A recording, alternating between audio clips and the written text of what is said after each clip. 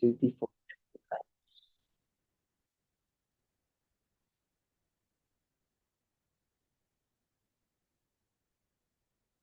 With a wish for all beings to be free,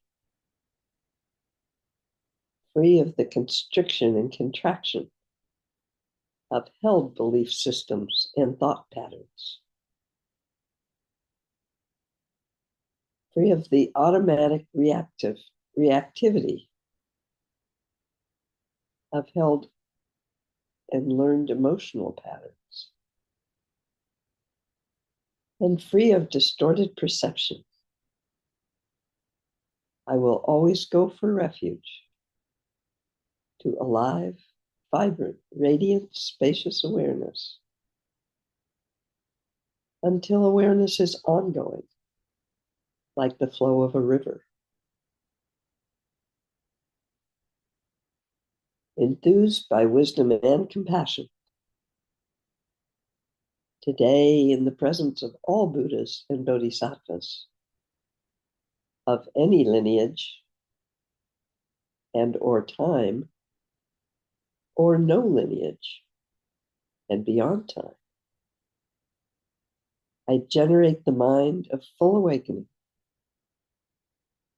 for the benefit of all beings. As long as space remains, as long as beings remain, may I manifest in such a way to ease and dispel the miseries in the universe.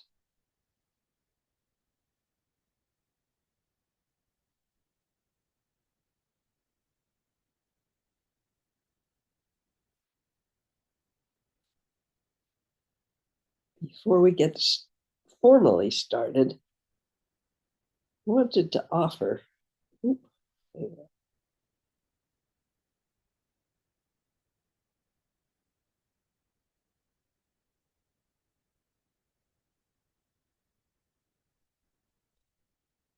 I invite you happily to say whatever refuge or bodhisattva prayer you like. It would be nice of me, behooves me, to allow those to finish also. So there have been two things that popped up in my heart mind. One just sort of out of the blue. Well, whatever the blue is. That has been arising to do on a pretty steady basis. Seems to often get initiated when a little bit of criticism or judgment creeps into my thinking mind. And it is simply the realization that I could be that being, any being. If we arise because the causes and conditions are right for form to arise, and we are shaped by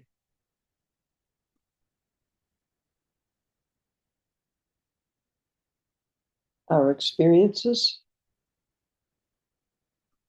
and our thoughts and feelings about those experiences, and then the stories we tell ourselves.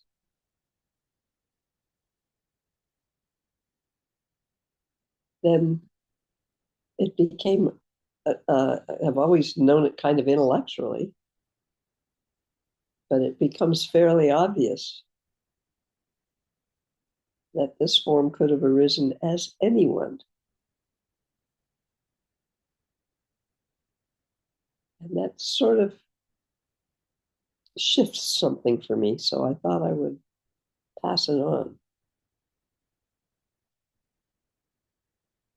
There's so many things that can arise as simple practices in our minds. And I'm sure that you have had things arise that have helped you. If not, keep your eye out for those, or your awareness out for those, I guess. The other one is, I think I've mentioned in here that I had a chance to meet Amma who is known as the hugging guru, but she is, and not but, she is a presence beyond anything I have ever met before, and reminds me that saints or bodhisattvas or Buddhas or all those fancy names are not something that is in the past. They are something of any time that can arise in any time. She really struck me. And I was recently reading a book one of her students wrote. And she was advising, because we have such a short existence, basically over time and space. Our lifetimes are a tiny blip in the universe and on this earth. And she suggested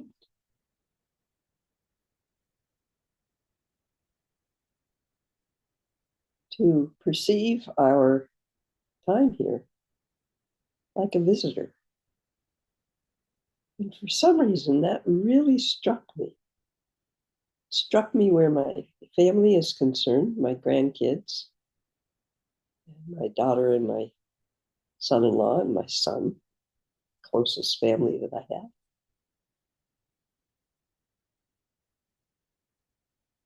And I was invited to go to soccer games yesterday. And if I put those two kind of practices together, I was sitting at that soccer game, both kids, and thinking, I'm actually a visitor in this family, even though it didn't originate with me, but it certainly had to go through me for them to be here. I don't know if you've been a parent of anyone or anything, but it's an entirely different shift for me on how to be present. It isn't like I have to figure out, I'm a visitor from anywhere. It isn't like that. It's really, I'm a visitor in anyone's life, any being's life on this earth. Because there's no way, as much as we may try to figure out who they are or what they feel, and there are connections made that way, there is no way for us to share our experience except in descriptive words. And the minute we describe any experience, it gets limited and confined. It's just a lovely opening for me, so I thought I would share it with you all and see if it had any meaning for anybody else. It was a lovely shift. Rather than the grandmother who can get to, why don't they do things this way? Which is really silly, but it's very human. It becomes much more how lucky I am to be a visitor in their lives.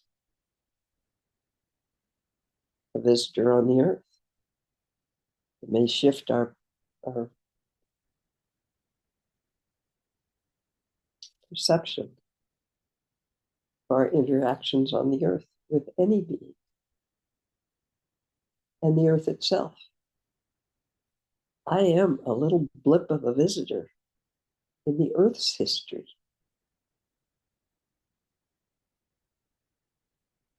And at least part of me has an idea, a concept, that a visitor ought to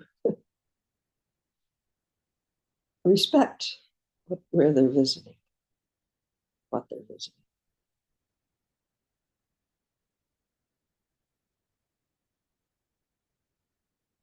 Because when I add the word visitor, it takes away a sense of control that I have the illusory sensation of having, the illusory perception of having, like I have some control.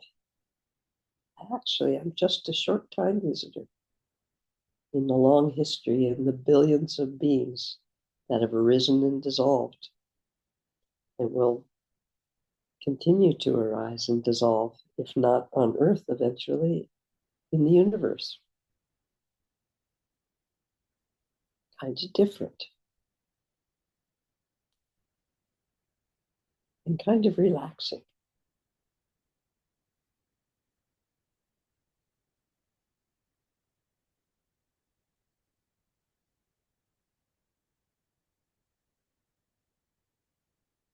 And perhaps might have the effect, at least for me, of more spontaneous action,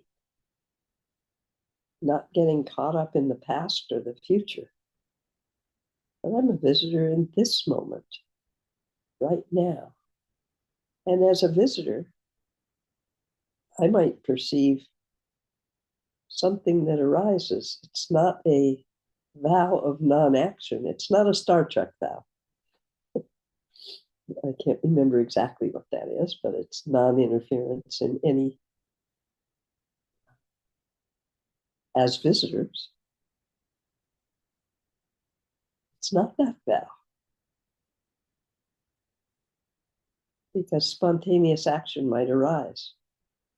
But if I drop, if I'm able for a moment to let all the past patterns slip away for a moment, and if I am able to allow the future to evolve as it will without trying to figure it out and control it, there may very well be actions that arise.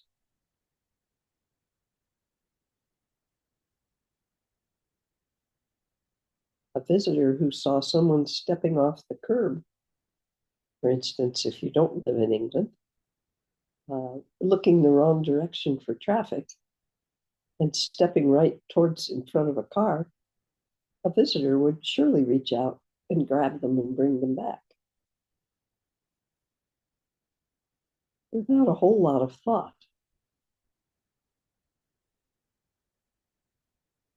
So anyway, I thought that was kind of fun, so I shared it. Today I wondered, I think we've done this once before, if we started Chenrezig from the opposite direction.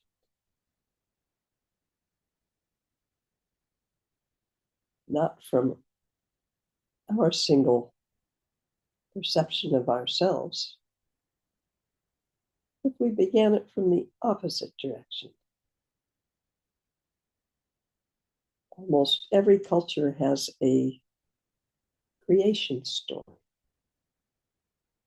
And though I have no belief that I will get the Tibetan creation story accurately said or transmitted, I'll give it a try. It's said in the, nope, not in the beginning, because in the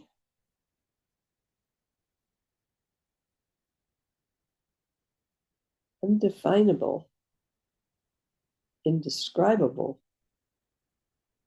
openness. Yeah, and then I'm going to try to describe it, because what else can I do? Of spaciousness, space. Go ahead and use space as the word. We can use it as a view of our universe, which is so big. I'm not going to get the numbers right. I think it's like 100 million galaxies, and it keeps going up as we see further and further. 100 million galaxies, 100 million stars in a galaxy, 100 million galaxies in the universe. And that doesn't even begin to describe the enormity, perhaps, of our universe. Or is our universe space actually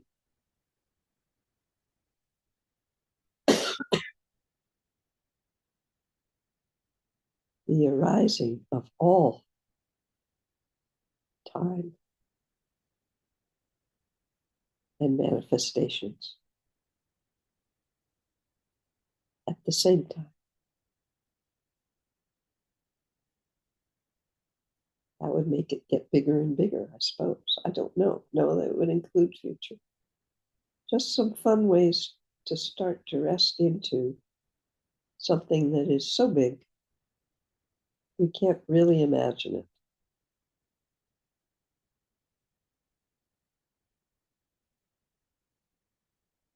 In that space, which is beyond time and space, I know, paradox of words,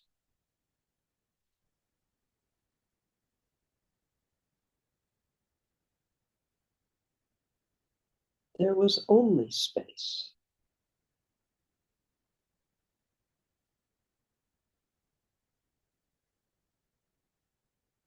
No sense of time,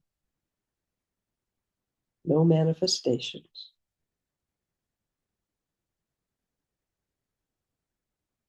Awareness, that's tricky.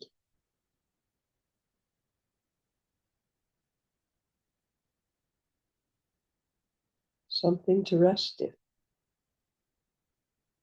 perhaps with no clear answer. Or one might wonder if awareness doesn't involve something to be aware of. So, in a way, the start of separation. We're looking at no separation. Ah, we're imagining. I don't know what words. No separation. No duality. There is no this and that. No time. There's no point A and point B. No movement.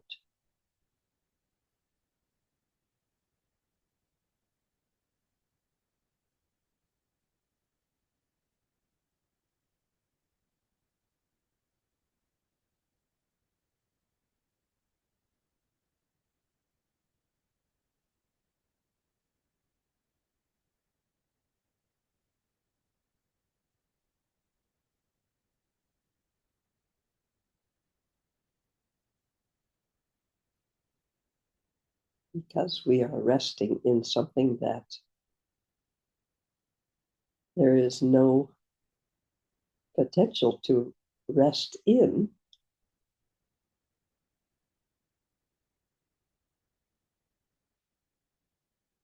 because there's a we and a resting in. Let's take that away for a minute and simply be empty, open, timeless, unlimited, unbounded space.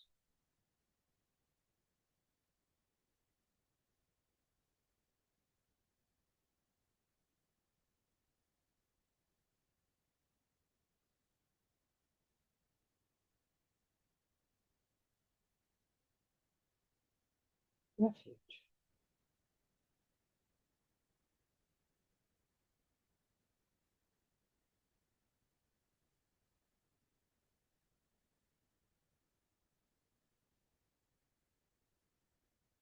There is a wind, a movement that arises or perhaps has always been within that space.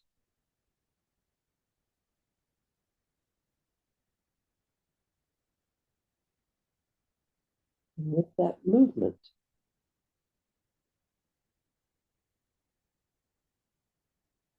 the winds,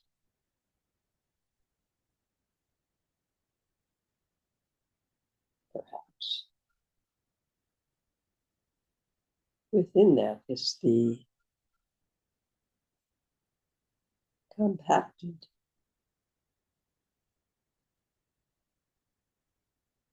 incredibly dense potential for all manifestation.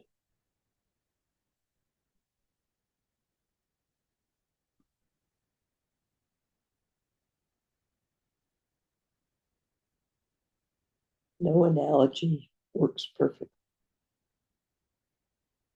This is an analogy.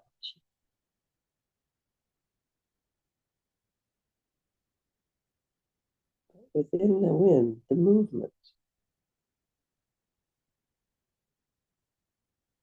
the potential for aliveness, the potential for awareness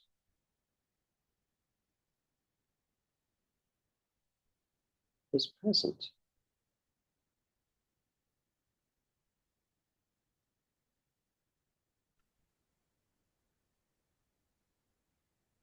Can be pictured as clear light.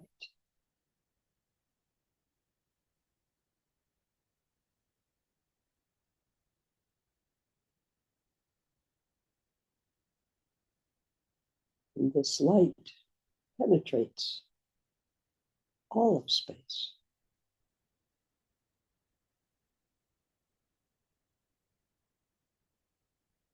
Until there is no separation.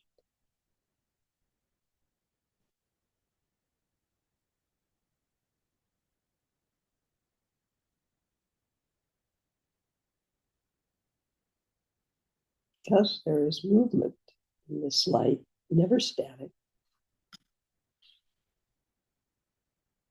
permeating every time,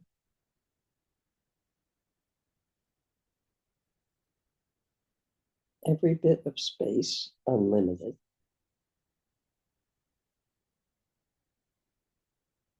Time is born.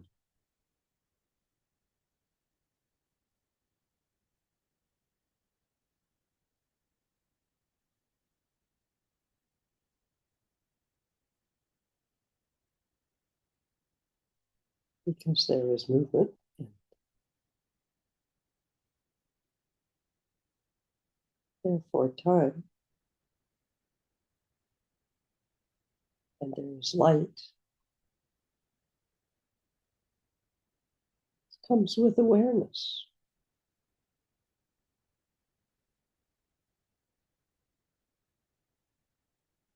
Awareness beyond any focus.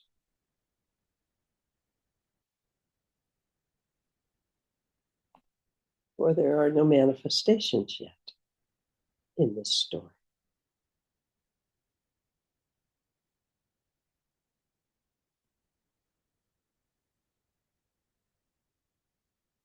It's an all-knowing awareness.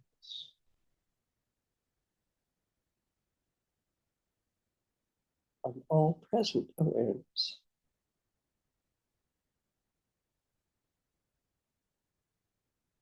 Of this moment.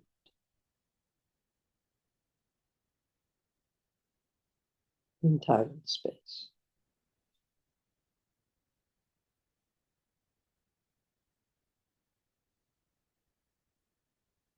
Is there an awareness of the past or future?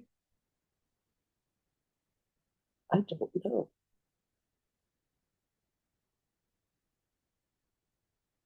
But within this dance of awareness, light,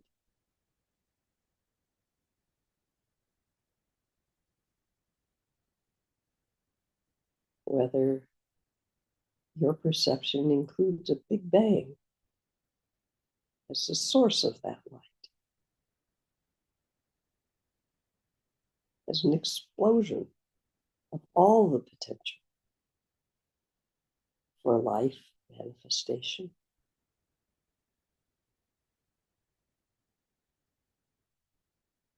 We're using our imagination and our creativity.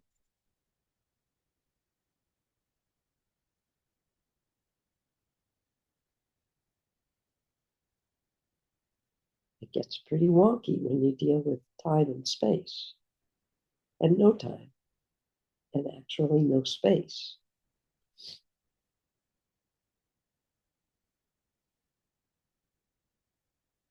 Within that movement, that explosion, if you want, or simply the arrival of light, like when you remove a big boulder from the opening of a cave that has been dark for as long as it's been present, it is instantly filled with light.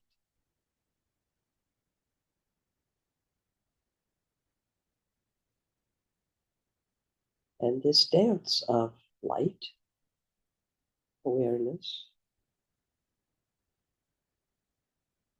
and emptiness, spaciousness, space, never separate. There's that time thing again. Things start to arise, forms start to arise.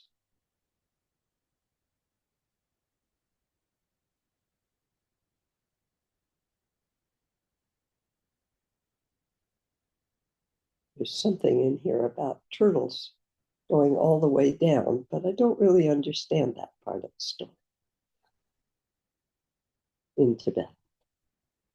It's turtles all the way down. So it would be turtles. In other words, the world sits on turtles all the way down. That's part of the story, but I don't really get how to share it with you because I don't even begin to understand it or visualize it. But please, if you do, enjoy it. So bits of matter form, begin to come together.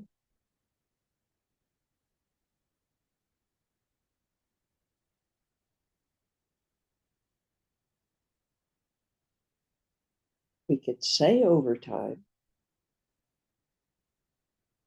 but this story really doesn't separate out past and future.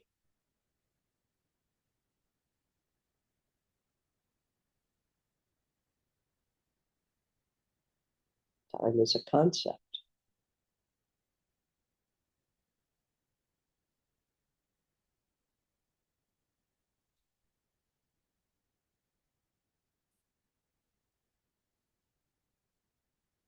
In this time of form, awareness, and space, original Buddha, Kuntu Zangpo, Kuntu Zangmo, or Samantabhadra,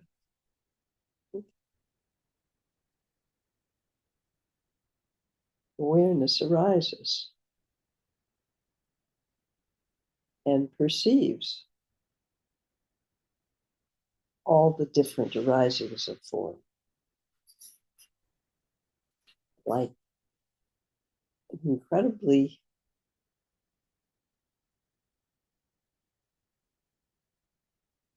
not even a good example, but it's used like a rainbow of every possible color, shining light. And the original Buddha never makes the oops of thinking that light, the rainbow, is separate. The lights are separate from each other. The beings that are arising, the manifestations, are separate from each other. Kutizangpo never makes that error, the original error. Thus the primordial Buddha.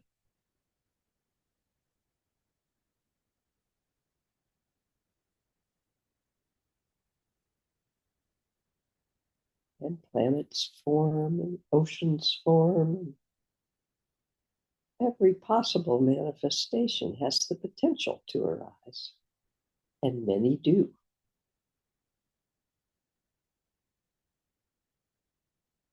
Stars become separate beams of light, actually incredible furnaces, beaming out their light. Now that we have time over time, some stars die. A whole universe. Or if you wish, if it's easier, stick with our Earth. That's pretty limited in the big explosion of all potential life and form.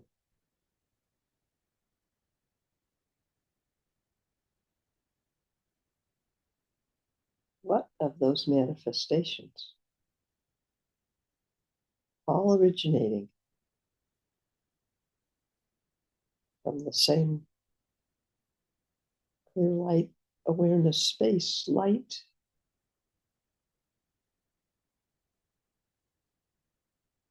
what could be perceived as not alive?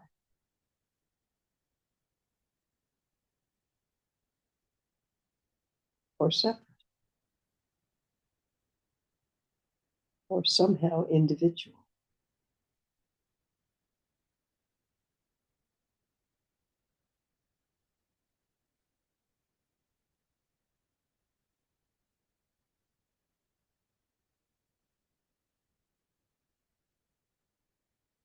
Kuntuzanko Kuntuzarmo, with awareness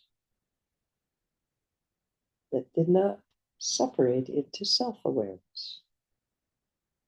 Or he, she did not perceive a separate self. Just a different color on the rainbow, if you will.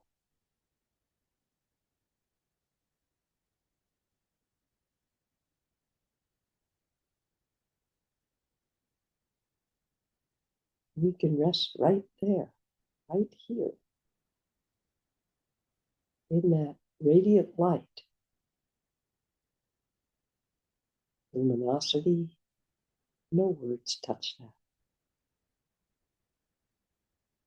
It includes the awareness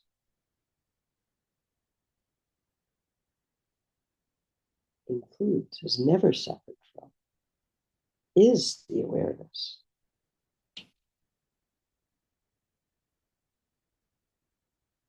Of interconnectedness.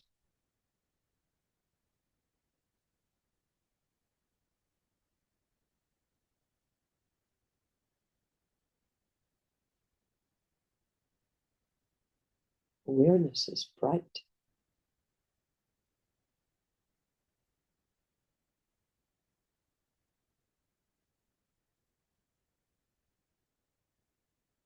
Alive.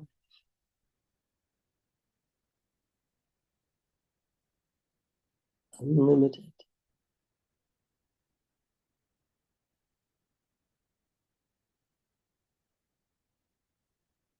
We can rest as that, not separate.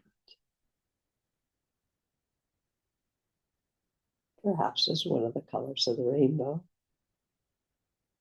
Perhaps of something that appears as a human form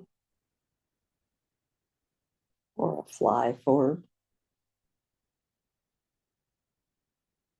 or even a star form.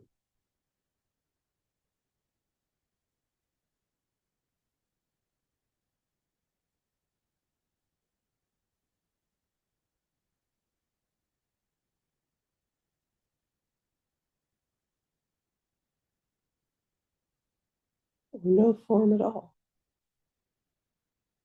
You can simply rest as open awareness.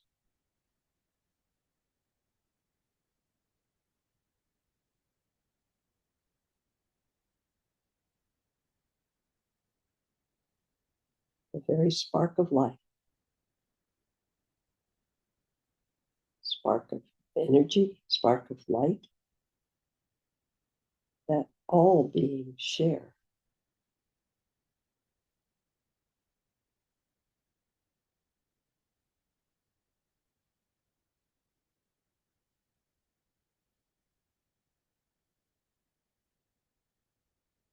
The very quality of light.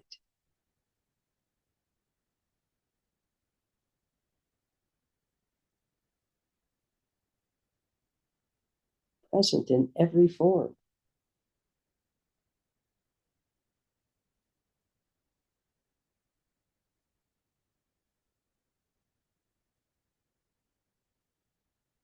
Now I venture out for a minute. This isn't in the story.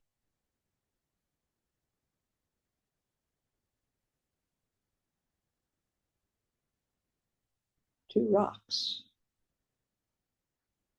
walls,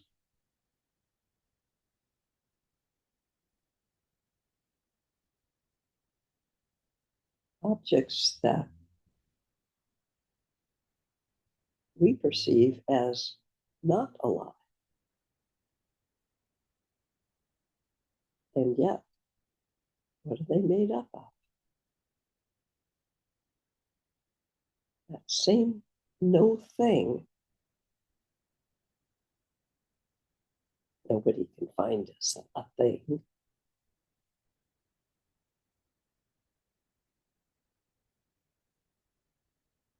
It's present in all form.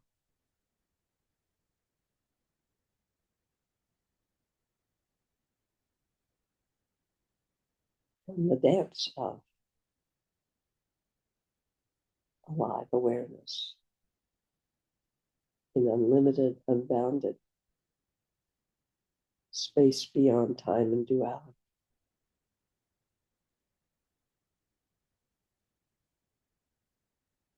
And every form is that, is made of no thing other than that.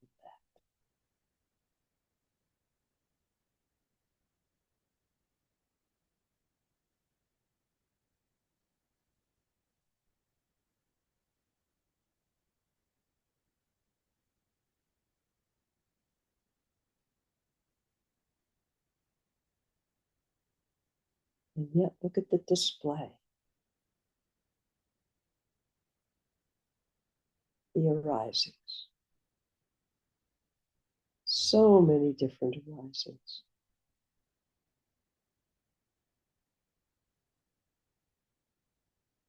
The more we humans study and look, the more we find. But we never find anything other than an arising and a dissolving. There is no thingness to the thing, changing in every second with every breath or with every movement.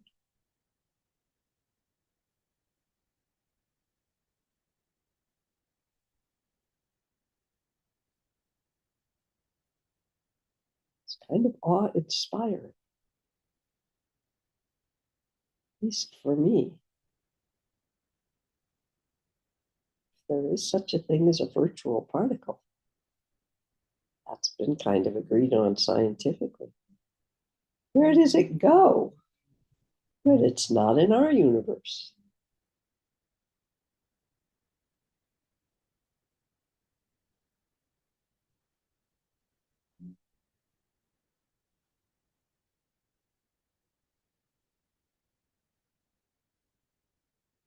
We humans, human form, different things.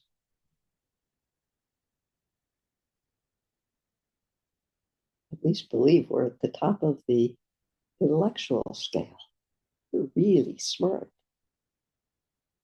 And yet, whose mind? Well, depends which mind we're talking about, doesn't it? Whose mind can hold in our individually perceived form? Who can intellectually hold all that?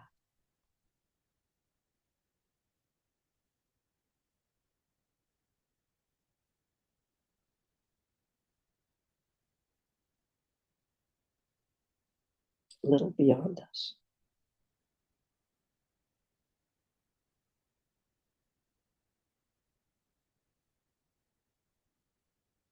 More manifestations, more manifestations.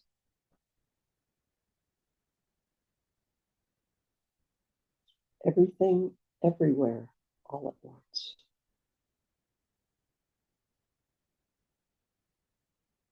That doesn't fit into my brain, but I can glimpse, I can touch. But I surely can't put it in intellectual understanding.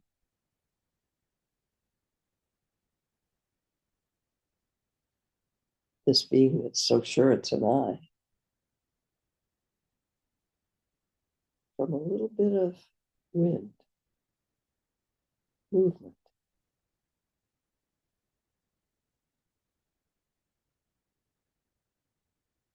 in that spaciousness beyond time and space. Well, that was fun with the words, wasn't it? Beyond duality.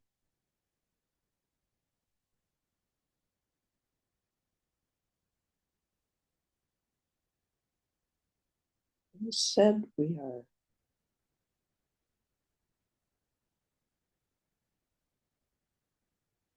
There is a Tibetan analogy which is not coming to mind.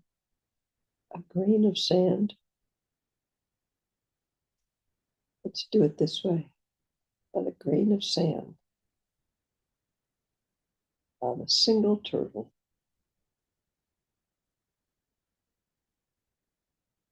and it's turtles all the way down. And we can do that since there may not be any up and down. Turtles all the way in every direction.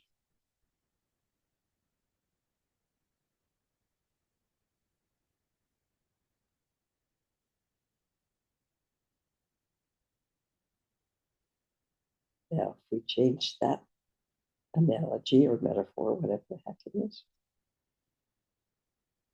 to a simple spark of life,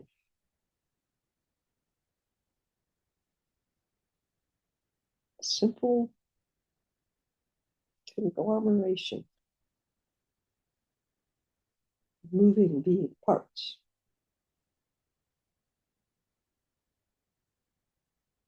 tiny as a grain of sand, even tinier in this universe.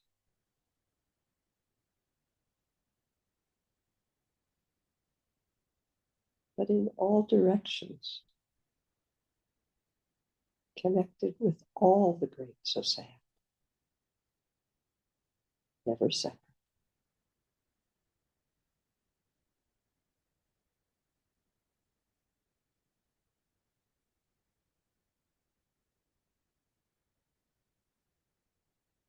That is both joyous and terrifying at the same time for most of us. A little voice yells, "What about me? I want to be special."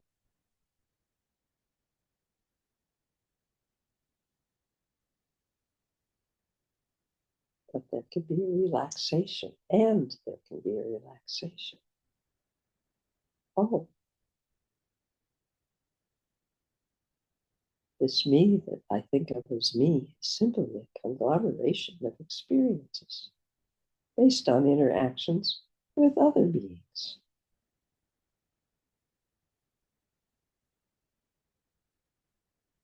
There's no need to try to make it perfect. It's just an arising and a dissolving in each moment.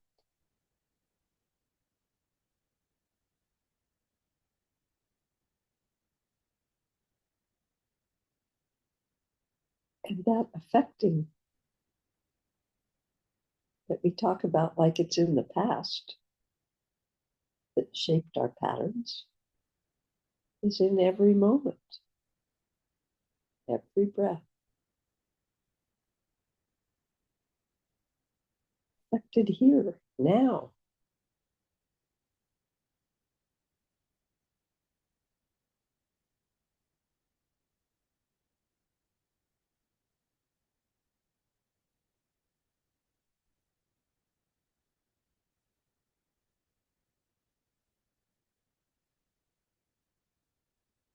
It isn't trying and trying and trying to be loving and kind, trying to be a bodhisattva, although that's a wonderful place to start. if you could put down the judgment of not being what you think you should be, it arises by the realization, experientially, I don't know, some way, that you don't doubt. It becomes obvious, like breathing. You're simply arising and dissolving in every moment with every other being connected.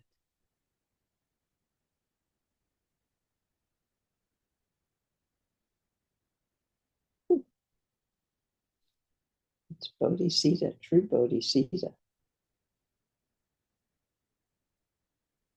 That shifts our awareness from our self-focus and our need to protect whatever this thing is we call ourselves. Survival instinct, don't knock it. It's worked so far, you're all alive. We're all alive.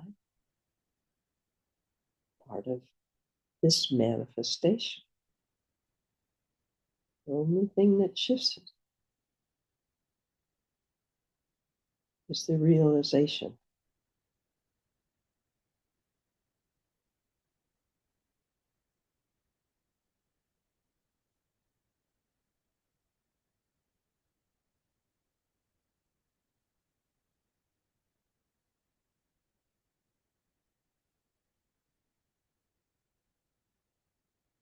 of what can't be described.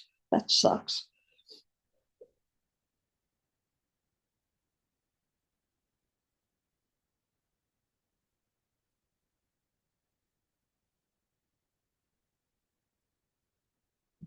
If realization, awareness beyond or self-held, self-protected awareness,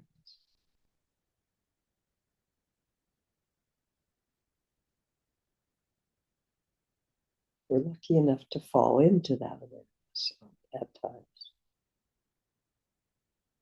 as that awareness. There is no I that's going to become a bodhisattva. There is only the intention to rest in that open, alive, vibrant, light awareness in every moment.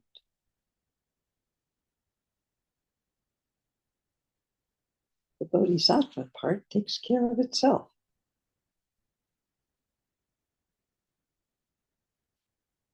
It was something you had to get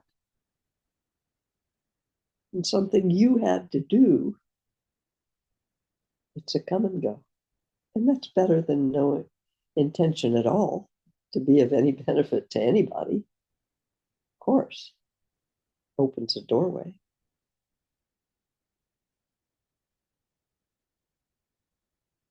So we simply recognize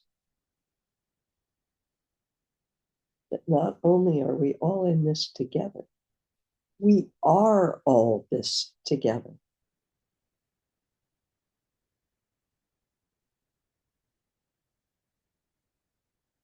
There is no in.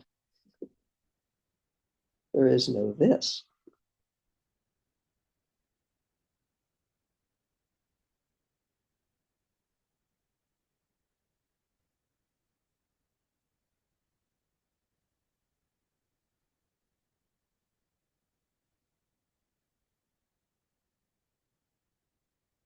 So many paradoxes in words.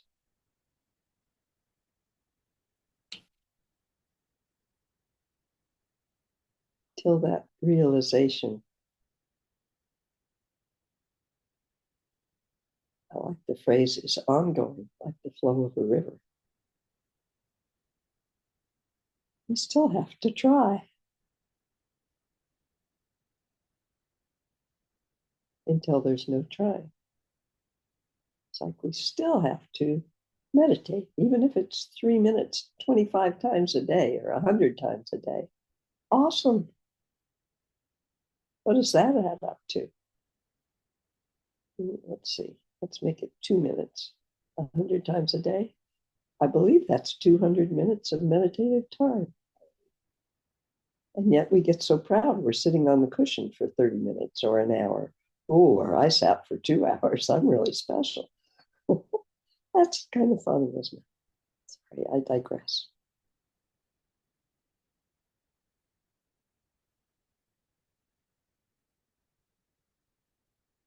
We look, meditate, whatever term, until there is no meditation.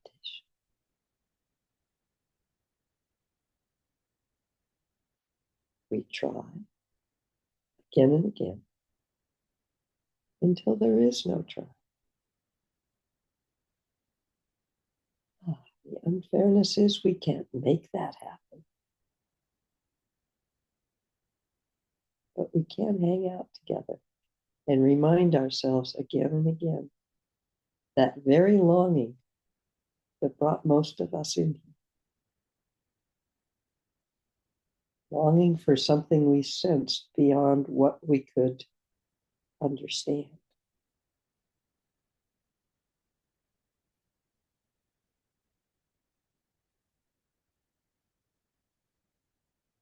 Even if it appears as a longing to have a better life, to be a better person. That's a small description. If we look deep at the longing that is at the bottom of all of us.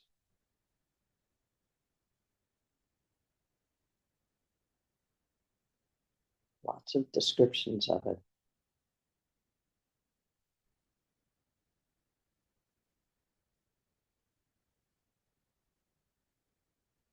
And it's been here all the time. It's not an it, and it doesn't been. Yikes.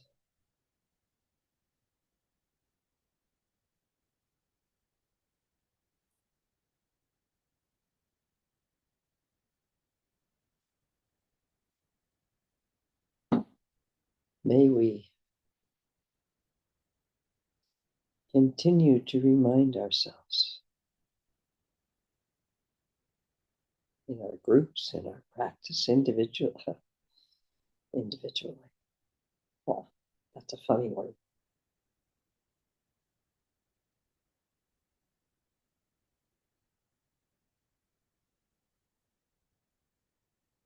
And the final irony of all this is, even if we get a clear glimpse, just for a moment, beyond that longing of the incredible,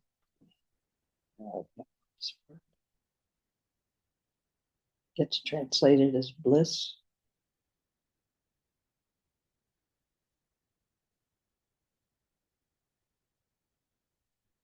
And what do? We grab it. We try to grab it. Of course we do. The minute we grab it, it's gone. Not grabbable, not graspable, not holdable, not conceptually understandable, always present. Oh, your heart start to hurt for all of us beings? It's like the kid with their hand in the candy, in the cookie jar. Yes, we can feel that cookie. We know that cookie's right there. And we can't grab it and bring it out. Ugh. All of us.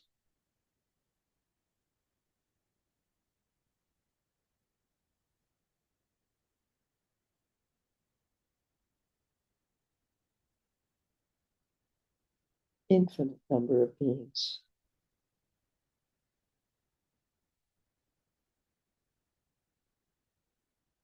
Arising and dissolving in any given moment.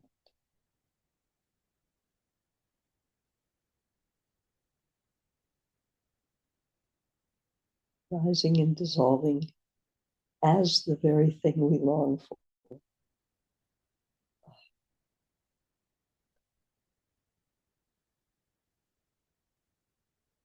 all of us.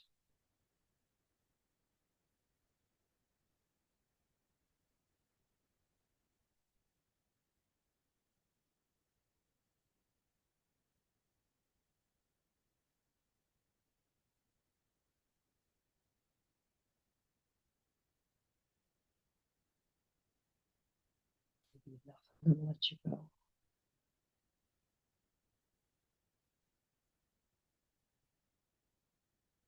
May we find ways in every aspect of our life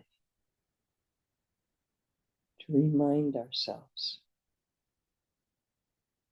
to look beyond or be beyond the habitual patterns that shape this particular personality.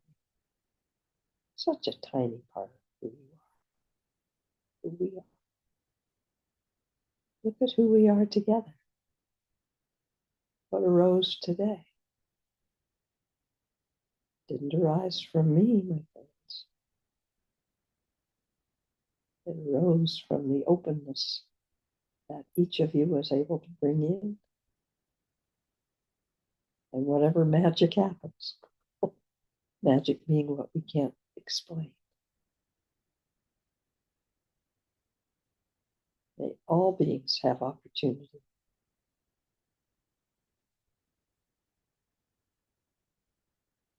to have a taste of what we all long for.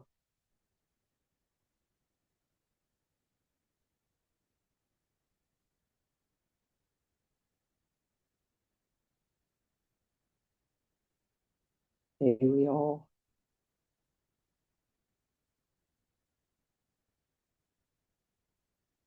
let go into the embrace of what always has been,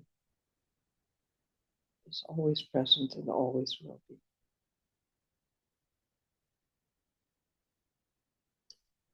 Thank you for journeying with me today. I will see you next time.